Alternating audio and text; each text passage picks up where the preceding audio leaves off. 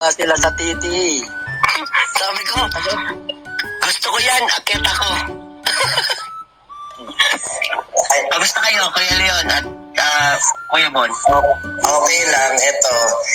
Yung mga latest nanggaling sa mga chiki babes natin, gagaya sa Manang Mel, si Karuputa, patay na patay at naglalaway pa kay Daddy Bonpan. Kung ano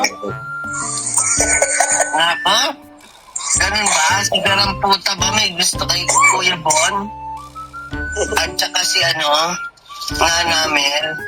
Pakita ko sa inyo yung trial isang babae ko lang to na anakan ko to ng isa. Huwag mo na ipakita. Huwag mo na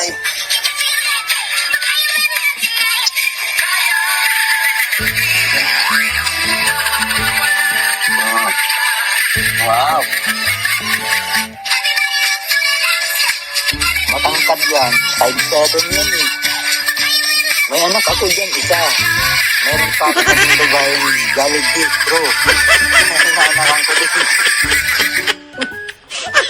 Kita nyo. Ang ganda nung naging asawa ni Kuya Bon. Sa anak. Kaya nga eh. Kaya itong mga ito, hindi ko kayo papansinin. Hindi ko kayo type sa totoo lang. dead man na kayo. Hindi kayo papasili ni Daddy Bon. Kasi hindi mahilig si Daddy Bon sa mga guraming katulad nyo. Gurami. Pero may latest. Type na daw ni Manang Mel tsaka ni Garutay. Dahil lagi mo sila binabanggit. Ano masasabi mo? Eto, si Kuya Patatas Boy talagang type na type si Patatas Boy kay Manong Mel. Inisin.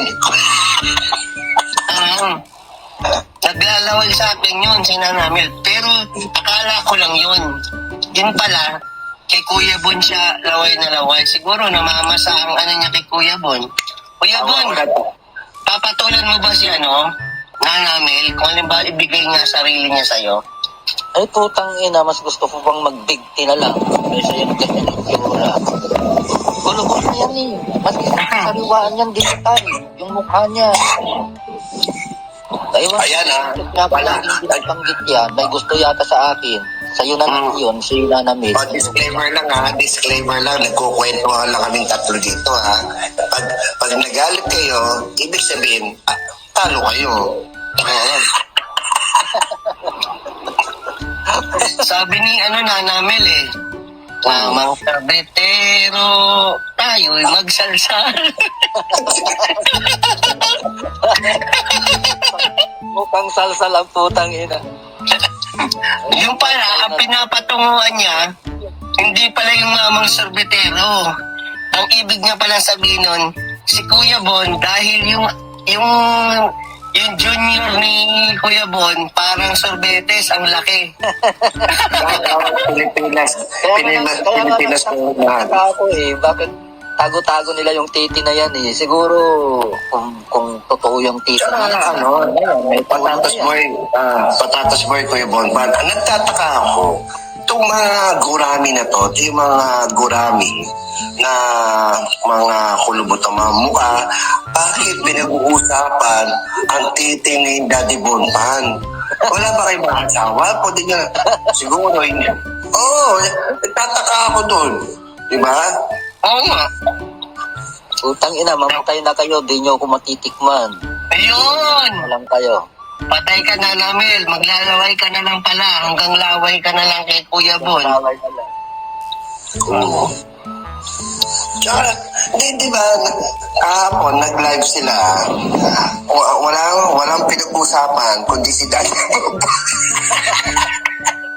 Katatawa ako Si Daddy Bonpan, yung itsura ni Daddy Bonpan, yung katawan.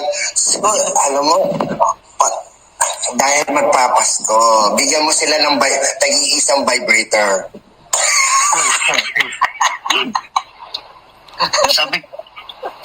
Sabik na sabik si Nana Mel pala kay Kuya Bon. May ground, Okay.